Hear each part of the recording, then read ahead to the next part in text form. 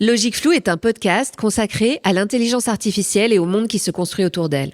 Au fil des épisodes, des chercheurs, entrepreneurs, philosophes ou acteurs publics viennent partager leur vision de l'IA. D'autres épisodes sont consacrés aux femmes et aux hommes qui la développent au quotidien. Dans ce nouvel épisode, rencontre avec Lucie Fraissé. Responsable de la communication chez Spirops, elle travaille à faire rayonner la vision de l'IA de Spirops.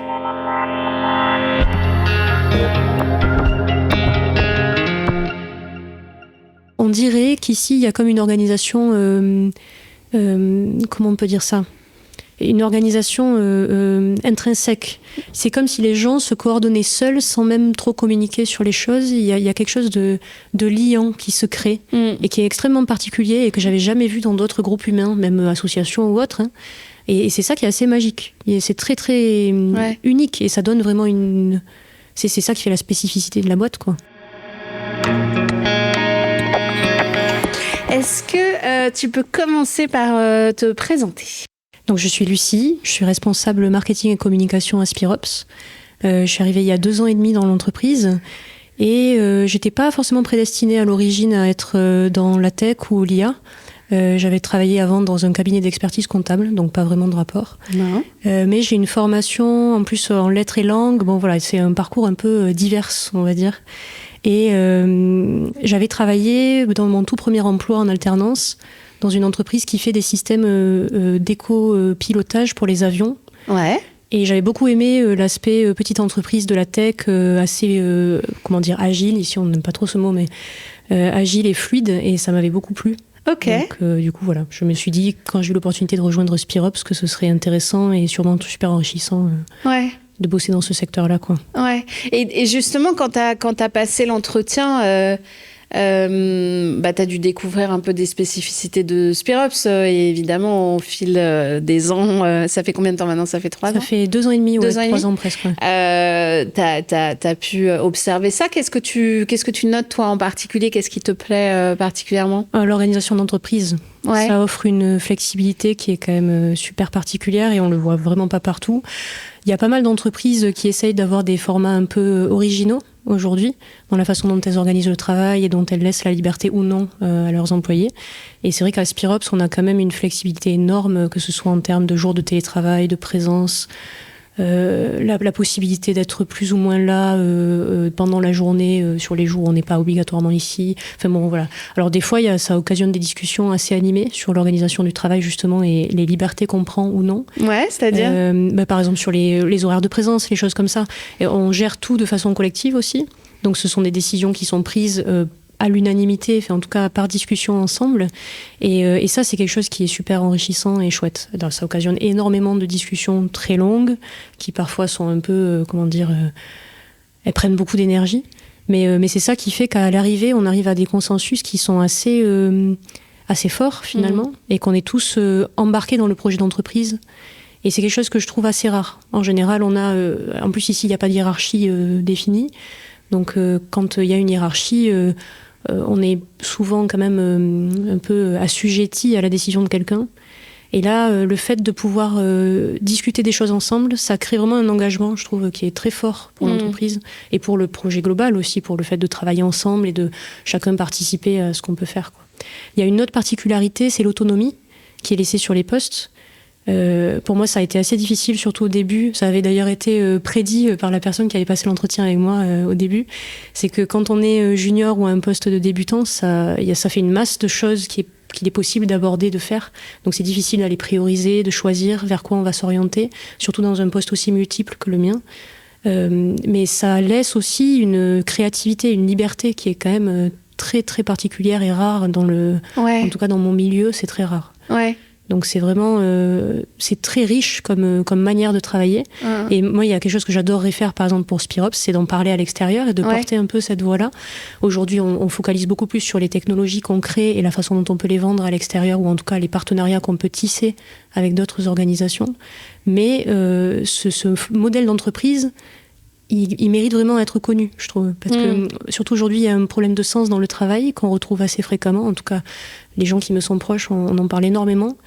Et cette organisation à Spirops, elle est quand même tellement agréable que je pense qu'il y a plein d'entreprises qui pourraient s'en inspirer ou mettre en place des choses similaires qui leur conviendraient mieux. Oui. Après, j'imagine qu'il y a beaucoup d'entreprises qui le font pas parce que, justement, pas de hiérarchie, décision collective, autonomie, fait que t'as pas quelqu'un en haut qui dit on va faire comme ci, comme ça. Ouais. Et en même temps, ça a ses côtés positifs aussi. Donc voilà, il faut voir. Pour quelqu'un de très, très organisé, je pense que ça peut être assez frustrant de voir parfois cette désorganisation qui est créée. Mais c'est pas forcément négatif, c'est-à-dire que c'est pas, ça dépend comment on priorise les choses et quelle liberté on veut donner aux gens aussi, je pense. Ouais, je comprends. Mais du coup, tu penses que qu'est-ce qui en ressort le plus ? Une créativité. Et c'est ça qu'on veut aujourd'hui, enfin, je pense, là, dans la façon qu'on a de faire les choses et tout, le fait de pouvoir décider spontanément ce sur quoi on va travailler en fonction du besoin, mais aussi de ce dont on a envie. Ça laisse libre cours à plein d'idées et de choses qui pourraient peut-être pas avoir lieu si on priorisait vraiment certains sujets, comme on le fait dans les entreprises classiques, quoi. Et après, bien sûr, l'engagement des gens. Ouais. Ici, on a très peu de turnover et je pense que c'est beaucoup dû à cette organisation-là. Dans les autres entreprises, c'est quand même assez frustrant de devoir parfois se mettre à faire des tâches qui sont particulièrement pénibles et parfois sur des très longues durées. En plus, ici, c'est des projets qui durent plusieurs années. Donc si on devait se mettre sur des projets qu'on n'aime pas pendant plusieurs années, sans cette liberté de choix, ce serait compliqué. Ouais, ça influe aussi, j'imagine, sur le choix des gens qui vont travailler là. Oui, quand on recrute, effectivement, on cherche à recruter des gens qui vont adhérer à ce modèle-là et ce projet. Donc il faut des gens qui soient assez autonomes, qui soient assez flexibles, curieux d'apprendre à faire plein de choses et de toucher un peu à tout aussi. Et c'est quelque chose qui est vraiment important pour garantir le bon fonctionnement de la boîte. Donc oui. Après, on n'est pas non plus archi-sectaire, on fait juste un test de code qui vient souligner par la réflexion de la personne sa capacité à répondre aux problèmes et à réfléchir. Et c'est grâce à ce test-là unique et au contact avec la personne qu'on arrive à voir si la personne sera adaptée ou pas. Parce qu'en plus, je pense que c'est important aussi de pouvoir recruter des gens à qui ça conviendra. Parce que ça peut être un modèle très perturbant. Donc il faut aussi que ces personnes qui arrivent soient contentes d'être là, d'une certaine manière. Ouais, et les différents profils, là, je réfléchis à ceux que j'ai déjà vus sur ce canapé. Et c'est vrai que c'est très fort, finalement. Ils se sont souvent formés de manière un peu pas académique. Tu vois, ils ont souvent fait les trucs en autonomie, beaucoup d'auto-formation, etc. Donc, c'est pas tellement étonnant, en fait. On a des parcours assez variés et un peu multiples. Ouais. Et ce qui est assez marrant, c'est que, par exemple, j'ai un parcours qui est quand même très littéraire, donc ça correspond pas beaucoup au public de l'entreprise, quoi. Tout le monde est développeur ou en tout cas chercheur à l'origine, ou voilà. Et finalement, il y a plein de choses, y compris en termes de valeurs ou de passion, sur lesquelles on se retrouve énormément. Parce que beaucoup sont aussi très culturellement intéressés par plein de choses, y compris littéraires, grands lecteurs, joueurs. Donc il y a énormément de choses à échanger.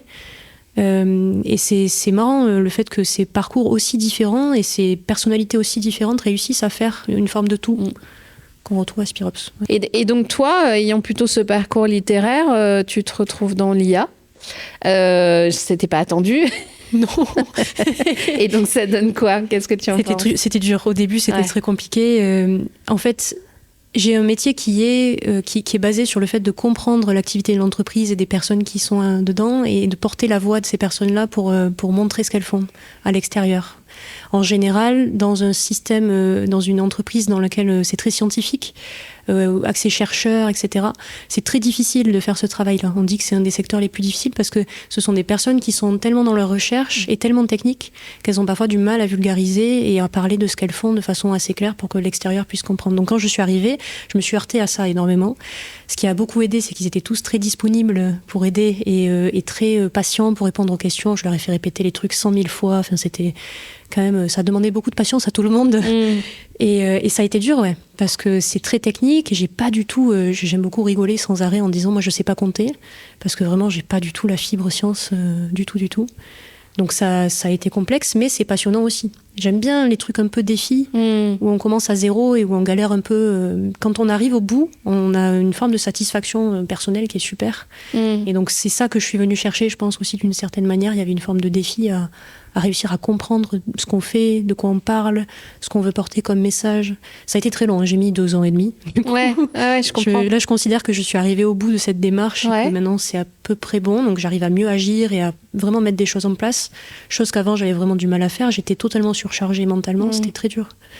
Mais c'est passionnant de découvrir un monde entier qui s'ouvre, et surtout, au niveau de l'IA, ça déconstruit beaucoup de choses que je croyais être vraies sur le milieu et sur la chose. J'étais une très grande détractrice des systèmes de génération, etc. Et j'avais énormément de questionnements éthiques quand je suis arrivée. Qu'est-ce qu'on fait à l'automatisation des pertes d'emploi? Qu'est-ce qu'on fait de la valeur de sens des gens dans la création, dans des emplois où ils vont perdre un peu en flexibilité sur leurs tâches et tout ça. Et donc, c'était l'occasion d'en parler avec les personnes de l'équipe aussi, de dire, mais toi, t'en penses quoi et pourquoi? Et alors? Je notais sérieusement. C'est un peu la démarche qu'on fait avec le podcast. Ouais, tout à fait. Mais j'en suis arrivée à une espèce de... C'était difficile au début de me faire une idée, parce que chacun a vraiment ses idées à lui. Et je voyais pas l'unicité. Et donc, ce podcast, c'est super intéressant parce que ça me fait voir la cohérence qu'on a dans la démarche et tout ça. Et y compris dans les valeurs de chacun qu'on porte un peu ensemble et tout. Ouais. Donc c'est difficile de toucher du doigt quelque chose de concret qui soit commun, mais c'est intéressant de le chercher et de poser des questions aux gens pour ça. Mais justement, ces valeurs de l'IA, aujourd'hui, tu t'es réconcilié avec... Enfin, je parle de la démarche de Spirops, évidemment, parce que l'IA en elle-même, c'est un sujet tellement vaste que... Voilà, mais est-ce qu'aujourd'hui, tu te sens à l'aise avec les valeurs portées par la boîte et ce qu'elles amènent, quoi? Oui, alors un peu des deux. C'est-à-dire qu'il y a l'aspect oui, où je suis très heureuse de voir qu'en interne, il y a un vrai questionnement qui est posé sur la façon dont nous, on utilise les IA réseaux de neurones, que ce soit les chats ou les IA génératives ou autres. Donc, il y avait 1 ou 2 initiatives qui avaient été lancées par je sais plus trop qui en interne, qui avaient dit, bon, en gros, on utilise des modèles existants américains ou français. Qu'est-ce qu'on fait pour réussir à rendre cette utilisation plus frugale ou en tout cas plus éthique? Et est-ce qu'on la contraint? Est-ce qu'on y réfléchit ensemble d'abord pour définir des règles? Enfin voilà, des questionnements comme ça qui ont été posés. Donc ça, c'est assez, je pense, assez rare peut-être dans les boîtes aussi, et un peu exceptionnel. Et puis vu qu'on a la capacité de le porter en tant qu'employé, du coup, ça peut prendre de l'ampleur et être suivi par tout le monde. Et aussi, j'aime beaucoup le fait que notre technologie de cœur de métier, j'aime bien dire by design, terme anglophone un peu, voilà. J'aime beaucoup le fait que cette technologie-là soit pensée by design frugale et qu'elle soit la moins consommatrice possible, la plus légère possible, etc. L'aspect non, c'est plus l'aspect... Enfin, je suis plus mal à l'aise avec l'idée d'automatiser les systèmes et le côté éthique de l'automatisation des emplois. Ça, c'est quelque chose sur lequel j'ai encore du mal à me faire une idée précise et à m'arrêter. Et du coup, c'est quelque chose sur lequel je me renseigne pas mal. J'essaye de faire des recherches et de voir un peu de... J'aimerais, par exemple, pour le podcast, inviter des personnes qui ont fait des recherches là-dessus, sur aussi l'impact psychologique sur les travailleurs, etc. Et ces choses-là me mettent un peu moins à l'aise, on va dire, sur les questions. Mais chacun a un peu ses idées aussi sur la question. J'ai cru comprendre que ça va être long à venir et que c'est pas dit que les pronostics qui ont été faits jusque-là soient vraiment si à court terme. Donc c'est un peu rassurant aussi. Mais je pense qu'on a des questions à se poser en tant que société. Et le fait, société humaine, à Spirops, et le fait qu'on n'ait pas vraiment la main là-dessus, je me sens un peu impuissante là-dessus. Voilà. Mais en même temps, est-ce que c'est pas ce doute ou ce point d'interrogation encore concret et présent qui fait que on y fait attention? Oui, c'est ça aussi. C'est ce que je me dis, c'est que si tu te disais, oui, moi je suis OK, et puis ça me semble très bien l'automatisation des métiers, etc., en fait, on se pose plus la question. Alors que là, l'avoir en tête, et je vois que c'est le cas quasiment de tout le monde, ça et l'écologie, évidemment... heureusement, parce que sinon, je pense qu'on laisse tout filer. C'est ça. Et puis dans le choix des projets sur lesquels on va aller travailler aussi, c'est-à-dire qu'à chaque fois, on essaye d'aller sur des projets où les entreprises ont vraiment un créneau qui est qui est le moins impactant possible pour les métiers existants. Ou, voilà. Alors on participe à des prototypes, à des projets de recherche très en amont qui n'ont pas de direct impact, évidemment, parce que parfois les choses ne sont pas déployées de suite dans les entreprises. Mais il y a une vraie question aussi d'aller chercher des contrats et des projets qui soient dans le cadre de ce que nous, on veut faire ou ne pas faire. Ouais. Et ça, c'est important aussi. Et c'est vrai qu'on pourrait être tenté d'aller chercher des projets qui rapportent plus, par exemple, et qui sont dans une démarche un peu moins éthique, ou en tout cas un peu plus direct en production, dans le lard, sans avoir vraiment réfléchi aux conséquences. Et ça, c'est quelque chose qui est très rassurant, effectivement, et qui fait que, vu qu'on se pose la question, on reste toujours vigilant par rapport à ça derrière. Ouais, complètement. Et après, il y a un autre truc aussi qui est assez difficile, en tout cas, je trouve spécifiquement à mon poste, c'est que, vu que je suis sur la partie relations extérieures de l'entreprise, je fais énormément de veille aussi sur les marchés, sur la façon dont on déploie l'IA dans la société.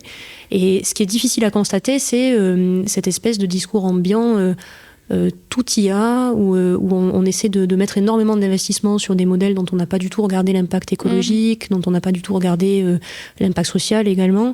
Et ce discours un peu ambiant où les choses bougent très très vite et où il y a un emballement par rapport à ces sujets-là, sans avoir vraiment réfléchi au préalable et s'être posé en tant que société à réfléchir à ces choses-là et à la façon dont on veut l'utiliser. Ça, c'est quand même assez dur au quotidien, on va dire. Pour quelqu'un d'aussi préoccupé par ces questions que moi. D'autres personnes seraient peut-être moins touchées par ça.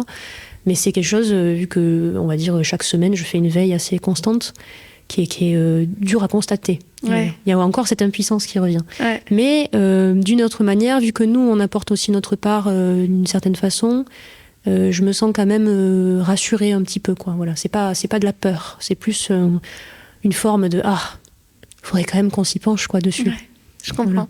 Je comprends. Est-ce qu'il y a des choses là auxquelles tu aspires là pour le futur de Spiros, mais de ce que tu perçois de l'IA, etc., qui te font envie, où tu te dis il y a ça qui vient et je suis très enthousiaste? Eh bien justement, c'est l'opportunité de revoir l'organisation de notre société. Parce qu'il y a un côté, quand on a quelque chose d'aussi gros qui arrive et qu'on constate qu'il y a autant de changements, on n'a qu'un seul moyen, je pense, en tant qu'humain, c'est de se dire, bon, ok, comment est-ce qu'on fait pour accueillir ça de la façon la plus saine qui soit.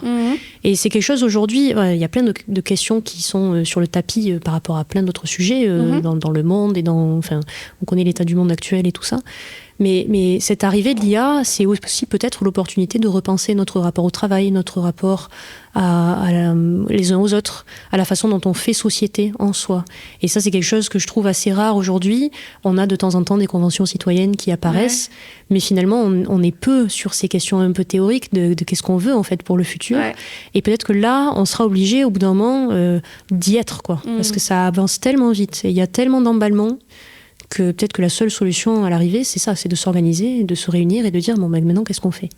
Et pour Spirops, j'espère qu'on aura l'occasion de participer à ces débats-là et de s'investir dans ces choses-là par le podcast, en créant un peu la discussion, par des événements autour de lui pour faire se rencontrer les gens, et peut-être aussi, j'espère, amener un peu d'informations aux personnes de tous les niveaux pour permettre derrière de mieux discuter et d'avoir... De participer à l'élaboration des idées autour de ce qu'on fera de l'IA dans le futur, quoi. Très bien, ça me semble hyper intéressant. Non, mais c'est vrai, c'est une manière positive, tu vois, d'aborder le truc. Donc, Mais on n'a pas d'autre choix. Non, on n'a pas d'autre choix, je suis d'accord. C'est pour ça. Je suis d'accord. Ouais. Je pense que la seule issue, c'est ça. Et du coup, c'est plutôt pas mal. C'est plutôt pas mal. Je suis d'accord. Bon, parfait. Tu voudrais ajouter quelque chose ou ça te va ? Pas particulièrement. Merci beaucoup. Merci à toi.